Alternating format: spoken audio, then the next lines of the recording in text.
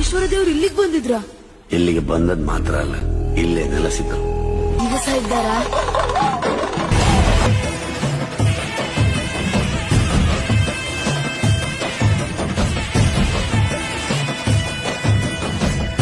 ಗೊತ್ತಿಲ್ಲ ಶಿವನೇ ಭಕ್ತಿದಾರಿಯು, ಗೊತ್ತಿಲ್ಲ ಶಿವನೇ ಭಕ್ತಿದಾರಿಯು, ಗೊತ್ತಿರುವುದೊಂದೇ